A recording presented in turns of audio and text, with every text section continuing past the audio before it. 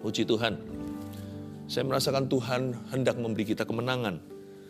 Tapi setan itu licik sekali. Dia bisa memakai kita sendiri untuk menghancurkan diri sendiri. Jangan sampai kita itu nanti digagalkan oleh faktor luar.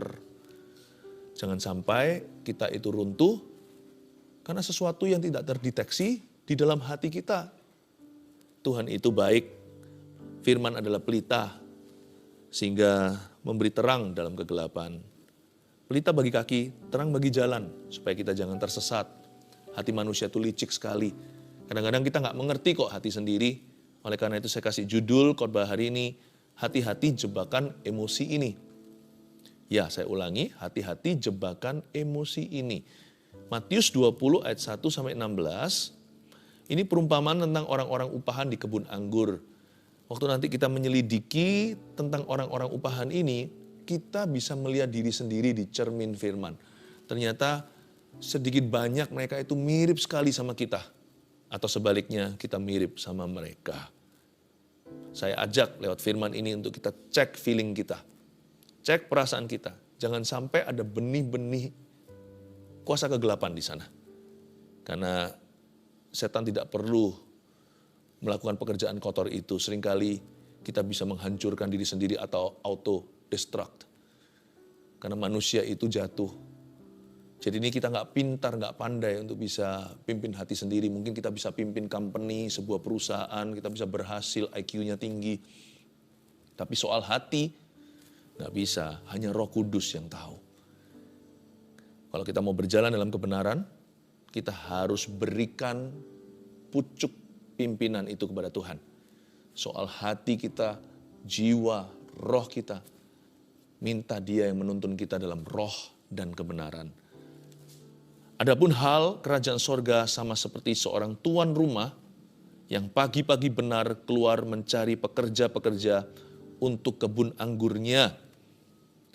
Ayat per ayat ya, saya jelaskan dulu. Ini adalah perumpamaan tentunya, bukan kejadian sungguhan. Yesus pakai contoh sebuah cerita. Hal kerajaan sorga, dia menggambarkan dalam kerajaan Tuhan. Ada seorang tuan rumah, kita semua tahu tuan rumah itu yang memiliki hidup kita. Tiada lain adalah Allah Bapa. Dan tiada lain juga tentunya adalah Tuhan Yesus sendiri. Tuan rumah itu pagi-pagi benar keluar mencari pekerja-pekerja untuk kebun anggurnya. Tuhan itu memanggil kita untuk melayani Dia.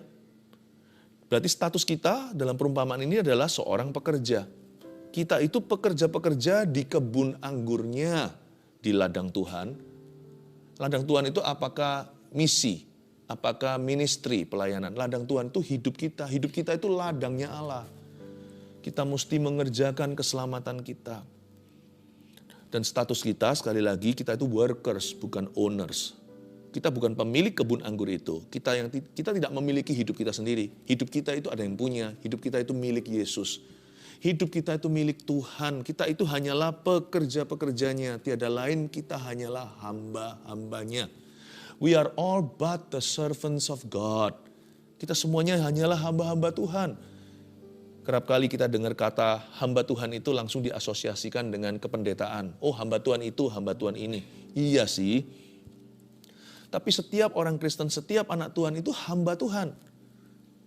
Karena kita punya satu Tuhan, yaitu Yesus Kristus Tuhan. Adapun hal kerajaan sorga sama seperti seorang tuan rumah yang pagi-pagi benar keluar cari apa? Pekerja-pekerja untuk kebun anggurnya. Kita adalah pelayan-pelayan Tuhan.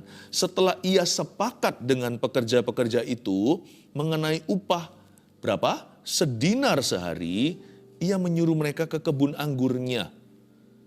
Coba ditanamkan dalam benak hati kita. Jangan sampai kita lalu lewat waktu baca firman. Ingatlah ada kalimat, ia sepakat. Jikalau tuan itu sepakat dengan pekerjanya mengenai upah sedinar sehari, dibolak-balik tetap sama. Berarti juga pekerja-pekerja itu sudah agree. Betul? Berarti para hamba-hamba Tuhan itu, para pelayan-pelayan juga sudah sepakat upah sekian, yaitu sedinar sehari. Ia menyuruh mereka bekerja di kebun anggurnya. Ini yang saya sebut dalam bahasa Belanda jadilah letterlijk. Letterlijk itu artinya harafiah. Sepakat dengan Tuhan itu harus berdasarkan apa yang tertulis dalam firman. Iman kita yang paling mantap, yang mantap betul itu adalah firman, iman pada firman.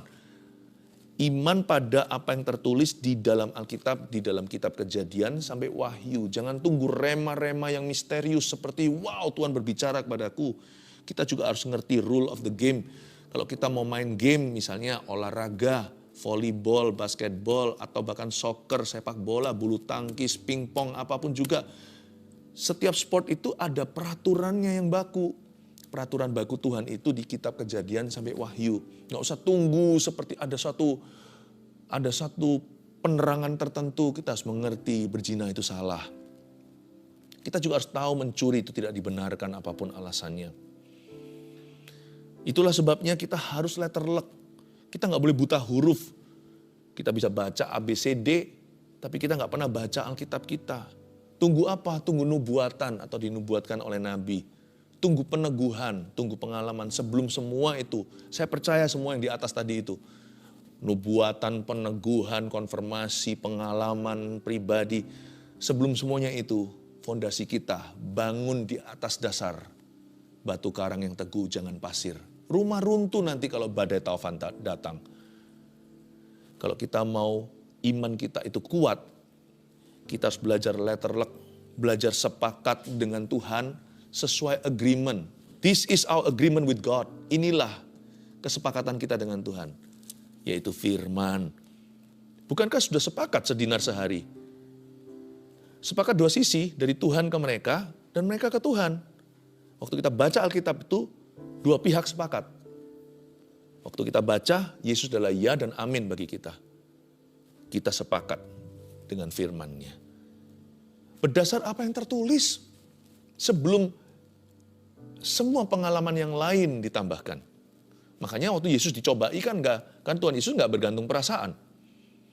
Lapar otomatis dibenarkan mengubah batu menjadi roti supaya beliau makan. Enggak loh ya. Ada tertulis manusia hidup bukan dari roti saja, tapi dari setiap firman yang keluar dari mulut Allah. Yesus tidak menjawab setan. Sekalipun dia anak Allah, dia bisa aja usir semena-mena. Tuhan kan daulat, status Yesus itu kan ilahi, bukan manusia seperti Anda dan saya, meskipun Yesus lahir sebagai manusia. Yesus punya otoritas untuk berkata apa saja, tapi Yesus tetap merujuk referensi ke firman Tuhan dengan kalimat ini. It is written, ada tertulis. Ada tertulis, 3 kali dicobai pencobaan seorang Mesias untuk jadi juru selamat dunia. Ketiga kalinya setiap kali Yesus selalu berkata, it is written, ada tertulis. Jangan main-main, kalau anak Allah aja begitu, apalagi kita. Belajar letterlek. Temukan kesepakatanmu dengan Tuhan. Disinilah Tuhan sepakat dengan pekerja-pekerja itu, dan pekerja-pekerja itu sepakat dengan tuannya. Ada kertas kontraknya. Kertas kontrak itulah halaman-halaman firman, logos atau firman yang tertulis itu. Jadi letterlek ya, literally. Harafiah kalau sama Tuhan. Kalau enggak ya bergantung perasaan itu up and down. Berubah-ubah seperti 4 musim di dunia. Kalau perasaan kita bisa 44 musim juga gak berhenti. Perasaan itu bisa gonta-ganti seenak sendiri. Makanya harus punya pegangan. Pegangan kita itu kata sepakat dengan Tuhan. Ayat 3, kira-kira pukul 9 pagi ia keluar pula. Dan dilihatnya ada lagi orang-orang lain menganggur di pasar. Coba katakan orang-orang lain menganggur di pasar. Ayo siapa lagi ini? Sebelum mereka jadi pekerja-pekerja di kebun anggurnya, mereka adalah orang-orang lain yang menganggur di pasar. Sebelum kita itu menjadi hamba-hamba Tuhan dalam hidup ini, kita semua itu sama-sama orang berdosa yang nganggur hidupnya. Mungkin nggak nganggur pekerjaan, tapi nganggur di sini artinya sia-sia.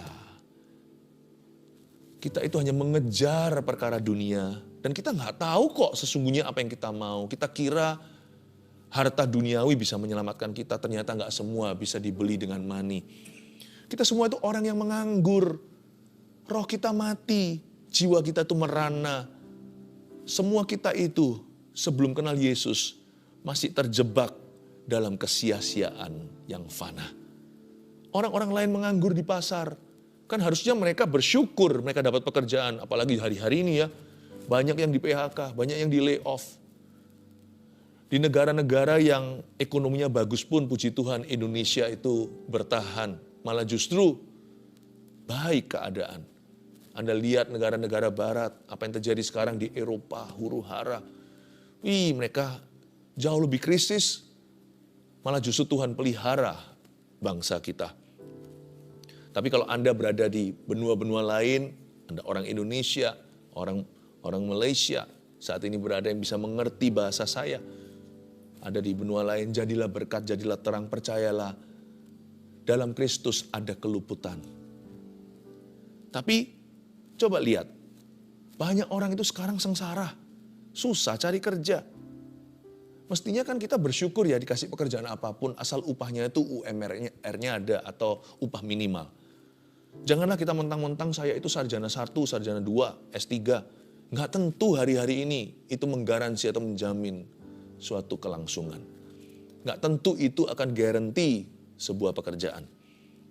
Ini orang-orang lain kan nganggur di pasar. Coba lihat latar belakang supaya nanti yang namanya kacang, jangan lupa kulitnya. Ya, ini orang-orang semuanya preman. Preman di pasar, jagal pasar itu. Tapi Yesus entaskan mereka dari kehidupan yang sia-sia, dikasih kerja. Ayat 4 katanya kepada mereka, pergi jugalah kamu ke kebun anggurku, dan apa yang pantas akan kuberikan kepadamu, dan mereka pun pergilah. Jam 9 Tuhan panggil lagi setelah tadi pagi. Dan Tuhan berkata yang sama, kamu kerja ya untuk saya di kebun anggurku, dan apa yang pantas akan kuberikan kepadamu. Harusnya orang berdosa seperti kita yang gak layak terima apa-apa kecuali neraka, belajar percayalah upah kita atau bonusnya dari Tuhan. Gak dikasih upah juga kalau kita itu bisa menjadi milik Tuhan, itu sudah mimpi apa, nama kita tertulis dalam kitab kehidupan jikalau belum ada mujizat terjadi. Sampai mati pun tidak ada berkat lagi, gak apa-apa. Asal masuk sorga, bahasa anak kecilnya. Apa yang pantas akan kuberikan kepadamu. Jangan, sama Tuhan itu jangan berdebat gini loh, Tuhan gak fair, Tuhan gak fair, Tuhan gak adil. Tuhan itu sudah lebih dari pantas. Untuk bisa menerima kita itu sudah tidak seyogya atau selayaknya. Kadang-kadang ini kadang-kadang orang-orang ini yang diselamatkan lupa diri, lupa daratan. Dan Tuhan berkata, dan apa yang pantas pasti kuberikan padamu. Believe, percayalah bahwa God is good, God is just. Allah itu baik, Allah itu adil. Allah itu adil gak tentu sesuai dengan fair, definisi fairnya manusia. Tapi percayalah, apapun yang Tuhan berikan dan percayakan pada kita today, itu pantas, sudah pantas di matanya. Jangan ngomel, jangan merasa kurang melulu.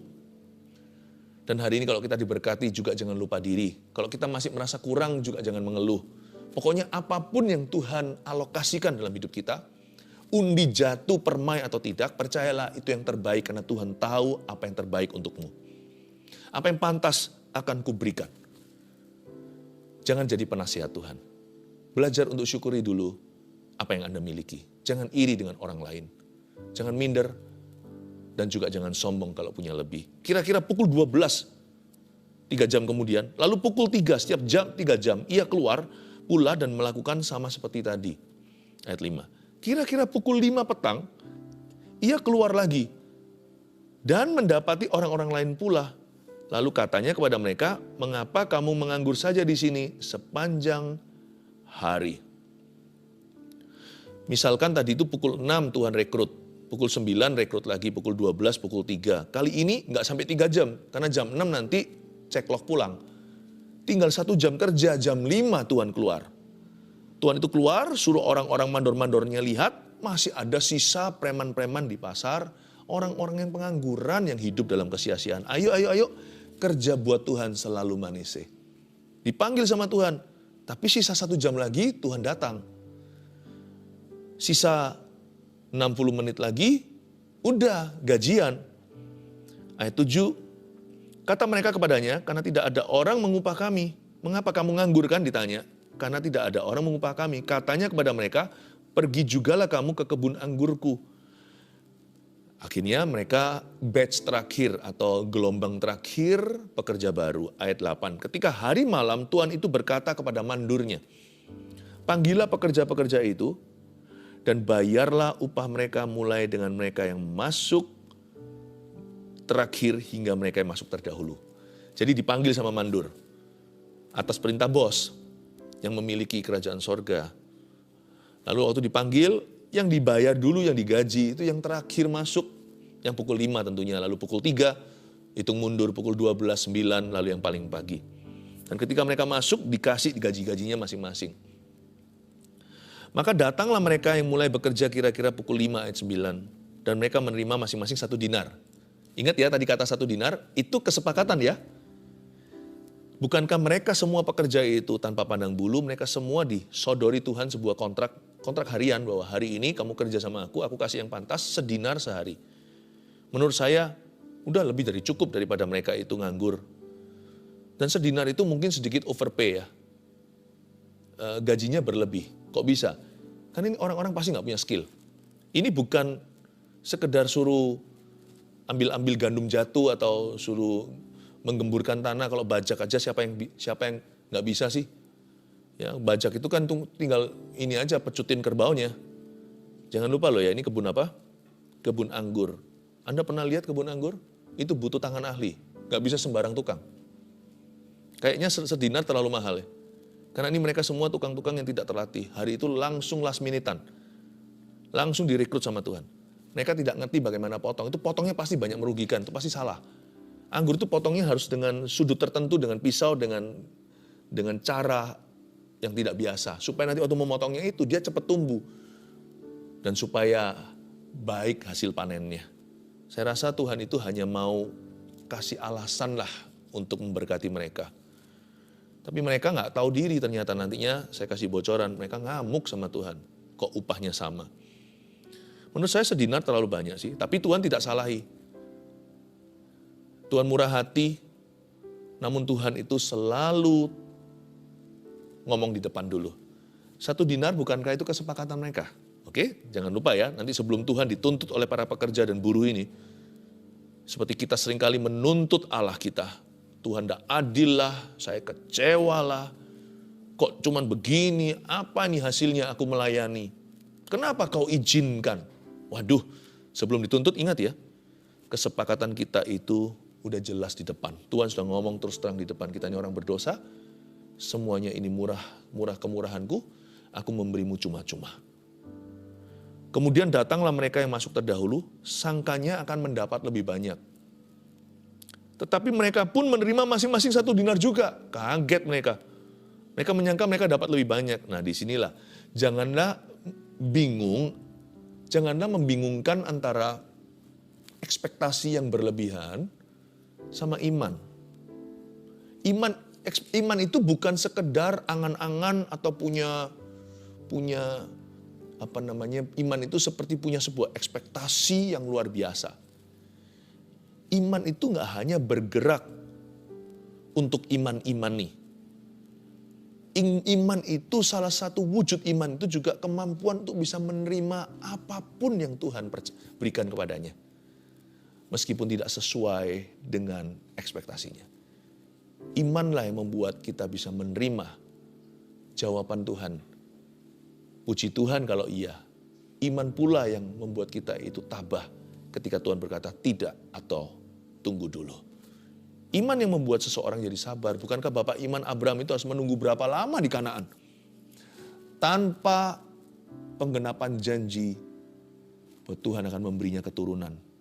Umur sudah hampir 101 anak pun belum dia punya.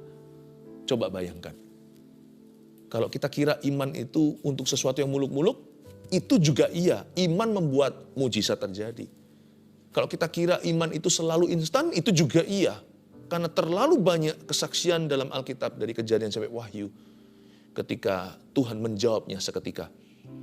Tapi iman itu juga membuat seseorang bisa jaga hati.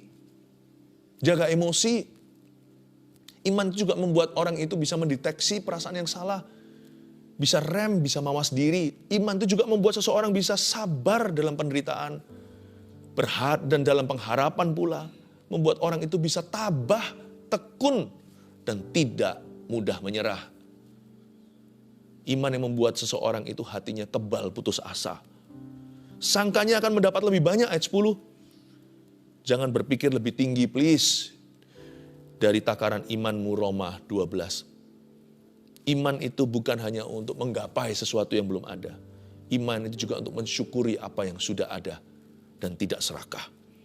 Ayat 11, ketika mereka menerimanya, mereka bersungut-sungut kepada Tuhan itu. Nah, ini dia sungut-sungutnya. Mirip kan sama kita? Dari ayat 11 saya ingin menjelaskan bahwa yang namanya manusia, human sense of fairness is oftenly wrong dalam bahasa Inggrisnya. Kita punya perasaan tentang apa itu fair, apa itu bukan, itu seringkali salah. Karena kita ini keturunan Adam dan Hawa udah jatuh, kita ini semua udah juling rohani. Nggak bisa lihat secara objektif dari sudut pandang Allah atau kekekalan. Ketika mereka menerimanya, mereka dapat 1 dinar. Mereka bersungut-sungut kepada Tuhan itu. Apalagi yang pukul 6 dan pukul 9 yang paling pagi masuk kerja. Human sense of fairness bahaya. Ketika kita merasa berhak menerima sesuatu. Aku berhak untuk dilayani. Aku berhak untuk diperlakukan lebih. Aku berhak untuk dimengerti. Aku berhak untuk didengarkan. Aku berhak dong aku. Doaku dijawab sama Tuhan. Aku berhak atas mujizat. Aku berhak atas berkat. Tuhan harus jawab aku. Bahkan kadang-kadang kekonyolan itu bisa berlanjut separah ini. Aku mau Tuhan buktikan bahwa Tuhan itu ada. Sebenarnya Tuhan itu bukan terdakwa, kita yang terdakwa. Kenapa Tuhan harus buktikan apa-apa? Coba bayangkan kalau Tuhan balik itu. Kamu harus buktikan ini itu baru masuk surga. Nggak masuk kita semua, nggak ada satupun. Sebab Alkitab mengatakan dengan jelas kesalahan manusia itu kain kotor. Seperti kain haid wanita. Ada orang yang berani sampai bilang, aku mau Tuhan buktikan bahwa dia mencintai aku. Tapi anehnya ya, ini saya anggap aneh. Tidak jarang Tuhan itu buktikan. Berarti dari sana saya melihat seorang papa yang ngalah. Kalau Tuhan datang selalu sebagai hakim, matilah lu dan gua, matilah kita. Karena kita ini orang berdosa, sampai kapan kita itu bisa bersihkan diri dan bayar dosa kita. Api neraka pun tidak bisa mencuci kita bersih selama-lamanya. Makanya ada hukuman kekal, ya kan? Ketika mereka menerimanya, mereka bersungut-sungut pada Tuhan itu. Katanya, mereka yang masuk terakhir ini hanya bekerja 1 jam kan? Dan engkau menyamakan mereka dengan kami yang sehari suntuk bekerja berat dan menanggung panas terik matahari. Sangat poetik menurut saya, itu sangat puisi ya. Kalau kita mengeluh itu ya, itu puisi yang salah, tapi itu puisi karena manusia itu pandai sekali. Kita ini pandai, sudah naturally gifted atau sudah alamiah bakatnya dari sejak sana dari Adam dan Hawa untuk bisa membesarkan emosi kita yang negatif atau membesar-besarkan perasaan tidak puas. Dia bisa berkata, kenapa engkau menyamakan mereka dengan kami yang sehari suntuk bekerja berat dan menanggung panas terik matahari. Saya baca dari sisi Tuhan, kan mendingan dapat 1 dinar daripada nggak dapat apa-apa. Daripada nggak makan hari itu, atau melakukan kejahatan lalu habis itu ditangkap sama polisi, masuk penjara, resikonya kan tinggi. Digebukin massa. Aku kasih kamu pekerjaan yang legal Sehari suntuk kerja berat kalau untuk 1 dinar. 1 dinar itu bukan 1 peser uang. 1 dinar itu upah pekerja sehari, itu lumayan. Apalagi ini orang-orang bukan skill worker. Ini mereka mungkin sudah punya rekor kejahatan. Rapornya jelek, gak ada satupun perusahaan yang ada itu mau mengerjakan. Ini kebun anggur ini berani rugi, ini kebun anggur ini yang punya sudah kaya. Tidak perlu profit, dia hanya mau buka lowongan kerja. Masa gak ngerti sih kayak gituan? Tuhan tuh menganggap pekerja ini anak. Anak itu kan difur sama papanya, dikasih kesempatan. Padahal seharusnya kalau papanya mau profesional, undang aja pekerja, undang aja profesional. Jauh lebih bagus kok performanya. Kami yang sehari suntuk bekerja berat dan menanggung panas terik matahari yang mereka singgung-singgung sebut-sebut itu melulu adalah susahnya kerja. Mereka tidak sama sekali bersyukur untuk upah cuma-cuma. Tetapi Tuhan itu menjawab seorang dari mereka. Tuhan gak marah. saudara. Waduh, indahnya Tuhan ya. Dipanggil saudara. Tuhan gak mentang-mentang dia yang punya. Tuhan tuh gak punya bossy attitude atau sikap hati seorang bos. Gak ada. Saudara, aku tidak berlaku tidak adil terhadap engkau. Bukankah kita telah sepakat sedinar sehari? Pertama Tuhan sebut mereka dengan sebutan hangat. My brothers, saudaraku. Dia menyamakan diri dengan mereka. Aku tidak berlaku tidak adil loh. Bukan Tuhan membela diri, Tuhan mencelikkan mata rohani atau mata nurani. Aku tidak berlaku tidak adil sebab human sense of fairness itu wrong. Yang apa yang kita rasakan sebagai fair itu sering salah, tapi sense keadilan Tuhan itu selalu benar. Tuhan itu tahu hitung-hitungannya. Apa yang disebut fair sama manusia itu bukan keadilan Allah. Tapi apa yang disebut adil sama Allah sekalipun gak tentu fair di mata manusia, itu adil tenan, itu adil beneran. Karena Allah kita maha adil. Bukankah kita sudah sepakat sedinar sehari? Ambillah bagianmu dan pergilah. Aku mau memberikan kepada orang yang masuk terakhir ini sama seperti kepadamu. Tidakkah aku bebas mempergunakan milikku menurut kehendak hatiku? Bukankah aku bebas? Kan kamu berkata iya jam 9 tadi. Kan saya tidak memberikan jaminan nanti gak ada orang jam berapa. Kan urusan saya, sisa harta saya di luar sedinar untukmu hari ini. Mau saya apakan kan terserah aku. Kalau aku mau undang orang lain nanti agak siangan lalu saya bayar dia sama. Atau bahkan dia gak usah kerja untuk saya kasih dia uang. Gak apa-apa kan? Buktinya tadi Anda berkata iya waktu saya kasih lowongan. Anda bisa dan Anda juga berhak untuk berkata tidak. Kenapa Anda tidak berkata tidak? Karena sedinar itu sangat-sangat handsome to you. Sedinar itu berkata, wow ini uang nganggur. Uang muda. Sehari dibayar segitu. Berarti Anda juga setuju dan Anda mau. Tapi kan urusan saya. Ayat 15a ini saya jelaskan suatu prinsip sederhana. Bagaimana sih kita ini manusia yang fana, orang berdosa, boleh kecewa dengan kedaulatan Tuhan. Mana boleh kita kecewa sama Tuhan. Tuhan gak utang sama kita. Sebaliknya kita lah yang berhutang sama Tuhan. Kalau ada orang, kalau misalnya Anda hutang sama saya 1 juta rupiah, saya bebaskan. Lalu habis itu ada satu orang yang hutang sama saya 100 juta rupiah, saya bebaskan juga nantinya. Anda jangan marah sama saya. Tahu gitu saya hutang sama Anda 100 juta, itu dikasih. Loh, itu urusan saya. Apakah 1 juta saya penjarakan, 100 juta juga, itu urusan saya. Apakah saya tuntut atau tidak? Tidakkah aku bebas mempergunakan hakku? Bukankah aku yang punya uangku? Aku yang punya kebun anggur ini. Bahkan dalam perumpamaan ini gak tertulis, tapi saya tambahkan dalam doktrin firman dengan jelas bahwa Tuhan bahkan memiliki kita. Atau iri hatikah engkau karena aku murah hati? Nah ini dia. Tuhan langsung expose motivasinya. Tahu gak Tuhan telanjangi mereka? Apa yang membuat mereka iri? Motivasinya adalah pride atau kesombongan. Itu yang disebut dengan spirit of entitlement atau roh yang merasa dirinya layak menerima. Aku berhak, nah itu adalah akarnya perasaan berhak itu adalah kesombongan dan lupa diri. Ayat 16, demikianlah orang yang terakhir ya akan menjadi terdahulu, dan yang terdahulu akan menjadi yang terakhir. Saya ada satu renungan di sini. Menurut saya sih, upahnya sama-sama sedinar, tapi yang diuntungkan itu yang pukul 6. Lalu kemudian pukul 9, mau tahu kenapa? Memang sama-sama dapat sedinar, tapi kalau mereka nggak bersungut, mereka akan berubah statusnya dari pekerja harian, mungkin dijadikan pekerja tetap sama Tuhan. Dan kalau saya jadi tuan kebun anggur ini, saya pasti ambil yang jam 6. Karena lebih pengalaman. Ada sesuatu yang gak bisa diukur dengan sedinar. Experience. Karena dia motong pukul 9 salah semua, mandurnya ajari. Waktu dia sampai pukul 12 dia sudah mahir. Sedangkan yang pukul 5 paling cuma ambil-ambil sampah. Nanti kalau sampai dia gak sungut, sayangnya semua yang early, yang awal itu sungut semua, makanya gak kepake sama Tuhan. Gak dipakai lagi lah sama Tuhan, cuma sekali itu saja. Kalau saya jam 6, 9 sama jam 12 lah. Mereka sungguh-sungguh dan terima dengan legawa, lapang dada dan berkata, terima kasih ya Tuhan, kau baik dan murah hati. Saya pasti berkata, kembali. Yang jam 5 pergi, jam 3 juga pergi. Jam 6, 9, 12 saya panggil, sini. Bisa gak tekan kontrak pekerja tetap, bayaranmu bukan 1 dinar, tapi 100 dinar? Boleh nggak? Karena kamu akan jadi mandorku. Kadang-kadang kita itu jangan kecewa dulu. Orang kecewa tidak bisa mikir. Orang yang legawa itu mikirnya itu jernih. Menurut saya itu advantage, itu kelebihan. Yang sama-sama dapat 1 dinar, tapi masuknya lebih dini atau lebih awal.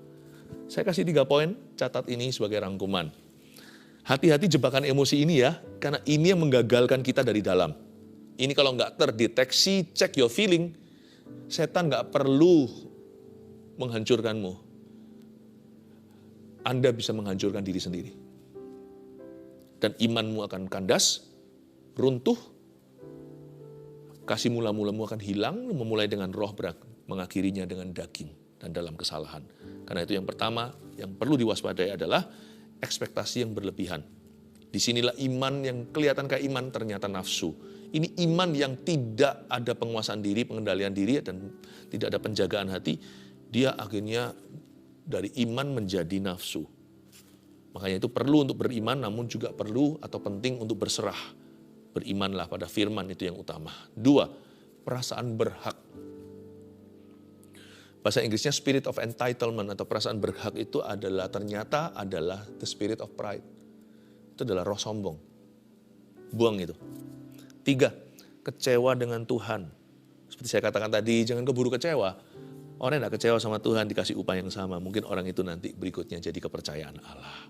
Oh haleluya. 3 poin ini tolong dicatat. Hati-hati ya sama jebakan emosi yang demikian. Mari kita sekali lagi menghampiri tahtanya.